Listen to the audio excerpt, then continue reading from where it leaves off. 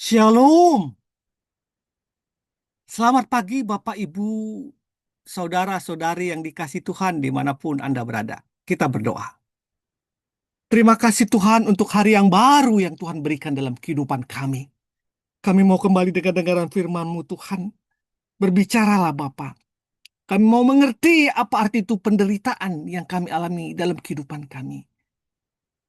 Dengan perspektif iman. Dalam nama-Mu kami berdoa. Amin. Makna penderitaan. 2 Korintus 12 ayat 7 sampai 10. Dan supaya aku jangan meninggikan diri karena penyataan-penyataan yang luar biasa itu, aku diberi suatu duri di dalam dagingku, yaitu seorang utusan iblis untuk menghantam aku, supaya aku jangan meninggikan diri. Tentang hal itu, aku sudah 3 kali berseru kepada Tuhan, supaya utusan iblis itu mundur dari hadapanku. Namun jawab Tuhan kepadaku, cukuplah anugerahku bagimu, sebab justru dalam kelemahanlah kuasaku menjadi sempurna. Sebab itu aku terlebih suka bermegah atas kelemahanku, supaya kuasa Kristus turun menaungi aku. Karena itu aku senang dan rela di dalam kelemahan, di dalam siksaan, di dalam kesukaran, di dalam penganiayaan dan kesengsaraan karena Kristus. Sebab jika aku lemah, aku kuat. Bapak, Ibu, saudara-saudari yang dikasihi Tuhan, setiap manusia di dunia ini tidak ada seorang pun yang mengharapkan penderitaan itu menimpa dirinya.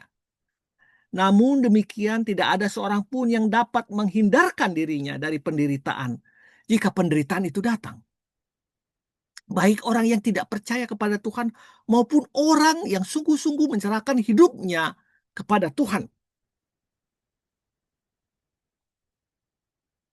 Kita harus mengerti bahwa penderitaan hidup tidak selalu dipandang sebagai malapetaka, tetapi juga bisa menjadi jalan menuju berkat dan pertumbuhan rohani.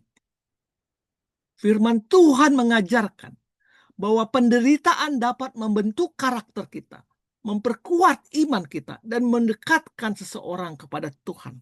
Kita lihat tadi Paulus. Paulus mengalami penderitaan jasmani dia, yang dikirim oleh utusan iblis.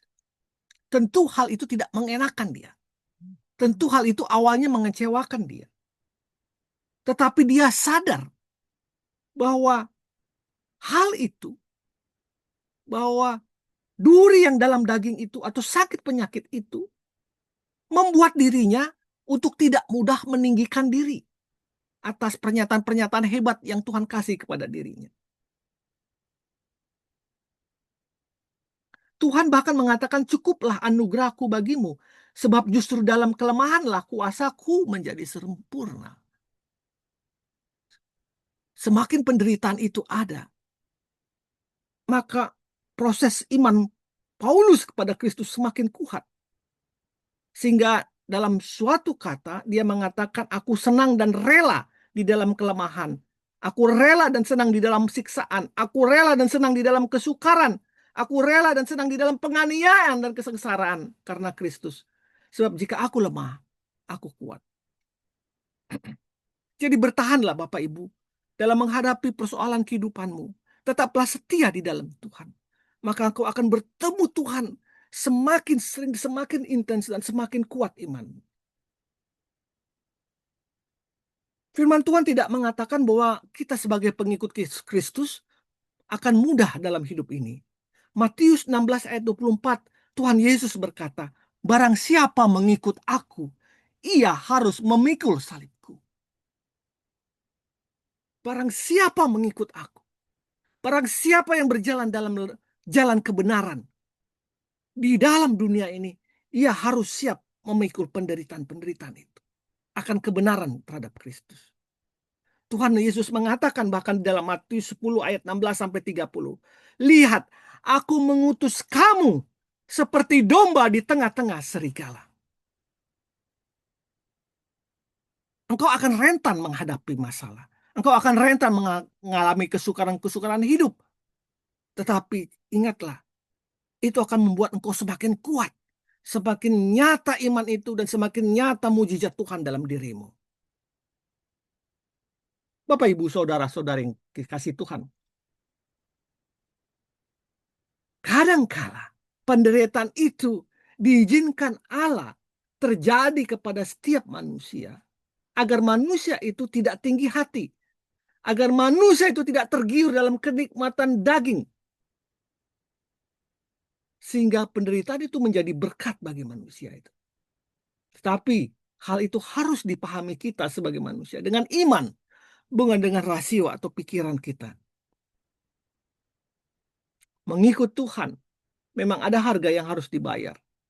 Jika kita menghadapi penderitaan dari sudut pandang iman, kita dapat bersikap seperti Paulus yang rela hidup menghadapi pergumulan-pergumulan atau kelemahan tubuh.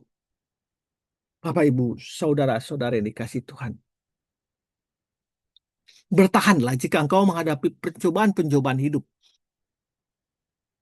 Baik engkau dijolimi, baik engkau karena sakit penyakit, atau karena kau bertahan dalam jalan kebenaran, bertahanlah terus. Berserulah kepada Tuhan. Tuhan tidak pernah diam. Dia akan terus memberikan kekuatan kepadamu melewati masalahmu. Apapun masalahmu. Tetaplah pikul salib Kristus.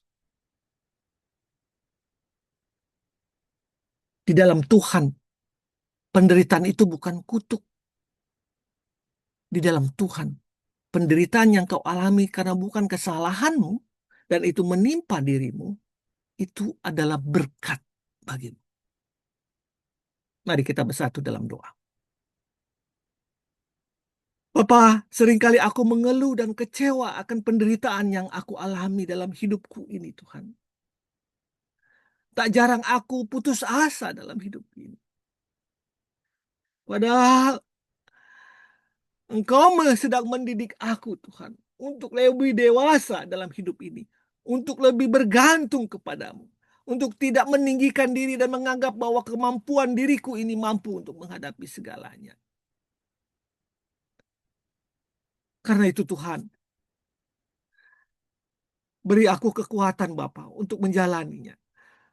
Berikan aku kekuatan agar aku dapat memahami dan mengatasi penderitaan itu.